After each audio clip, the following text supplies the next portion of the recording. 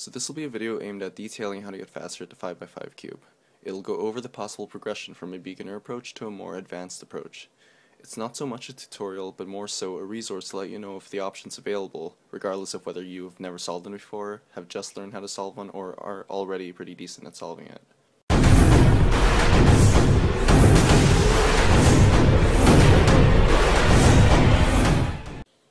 So what is a 5x5 cube? This is an owl. This is a 5x5 cube. There are many ways of solving this. I personally categorize them into 3 different categories. There are direct solving methods, which try to solve pieces directly into their solved positions, as opposed to grouping pieces up anywhere on the cube and solving a puzzle consisting of these larger grouped up pieces. Examples of these are like the K4 method, where they solve the first 4 layers of the cube and then move on to the last layer. There are cage methods, which are effectively centers last methods, where they sort of build this box around the puzzle and then solve the insides last. And there are reduction methods, which solve these center pieces, these 1x3 edge pieces, and effectively reduces the puzzle into a 3x3 cube. Out of all those categories, the reduction methods are by far the most popular methods. It's not so much that the other methods are bad, but more possibly that they just haven't been investigated or developed nearly as much, or they require more practice to see noticeable improvements. This video will focus mostly on the progression of the reduction method. The first step of the reduction method is to solve the centers, that is, solving this 3x3 block of pieces in the center of the puzzle. It's a very intuitive process in that people don't really memorize cases for this and simply solve the centers. Because of that, it's really difficult to give tips on the center building process itself, but more generally, it's good to start with 2 opposite centers, for example, this yellow and this white center. That way, the rest of your centers lie along this middle orbit, and you don't have to look anywhere else aside from along these slices.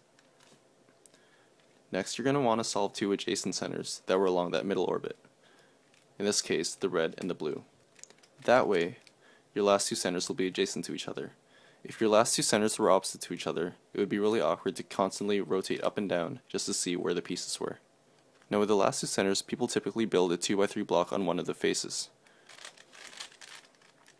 That way, people can use this last slot along with this top layer to solve the rest of them. It's possible to find algorithms where this 2x3 block has already been built. I don't recommend memorizing any of those, but rather go through them and try to develop an intuition as to how these pieces are being paired up and slotted in. It'll help with your overall general center block building.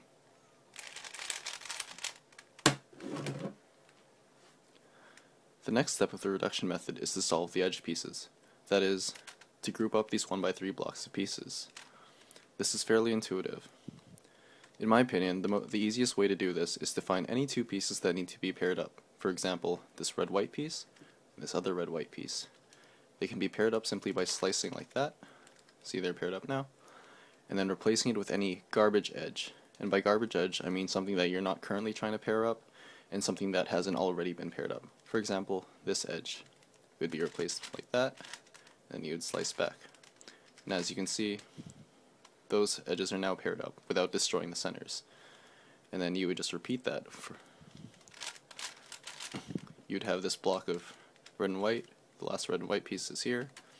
You would slice, replace it with a garbage edge, slice back, and you've got that paired up. Despite being basic, it's not necessarily a bad way of doing it. For example, this can be done in a more smart and efficient manner. For example, you would see these red-yellow pieces here.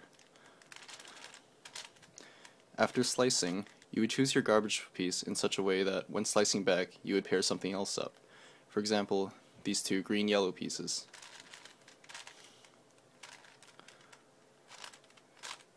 And as you can see, it paired up both the red-yellow pieces and the green-yellow pieces. It's possible to get very good times just by practicing this method alone.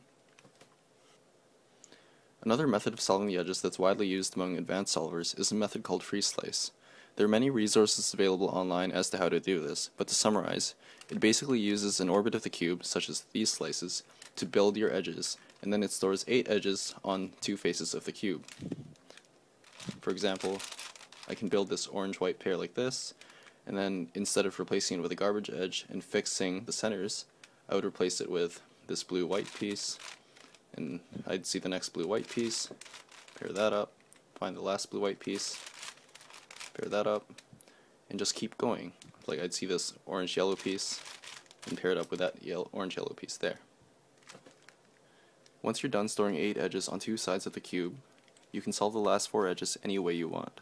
For example, I could slice the pair of these white-blue edges, replace it with this garbage edge, such that when I slice back, I pair up these orange-yellow pieces. And then I'm left with the last 2 edges, and algorithms exist for every possible case of the last 2 edges. You don't need them to get good times, but they do help. The last step of the reduction method is to solve it like a 3x3, since it has been reduced into one. These 1x3 groups of edges are effectively single edge pieces of a 3x3. To get faster at this step, you simply have to get faster at the 3x3.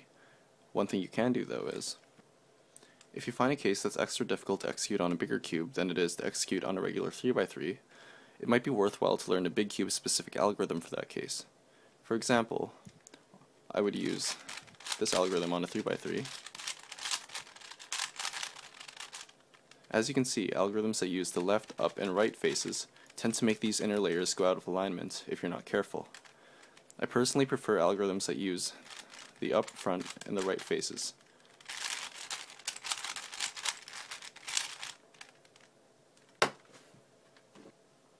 There are several variations to the reduction method, such as the Yau method and the Hoya method. What these do is try to build these 4 cross edges while building your centerpieces. Once that's complete, you would go on to finish the rest of the edges and then solve it like a 3x3. It's essentially a trade-off between spending extra time building and placing these specific edges and then saving time during your 3x3 step. The bulk of solving a 5x5 cube is very intuitive, that getting fast comes down to how efficient your choices are and how quickly you can find the pieces you need. It's possible that someone who averages 2 minutes and someone who averages 1 minute could be using the exact same method. One person would just be executing it more efficiently. Aside from the few tips mentioned earlier, getting fast primarily comes down to solving it over and over and seeing what works for you. Good luck!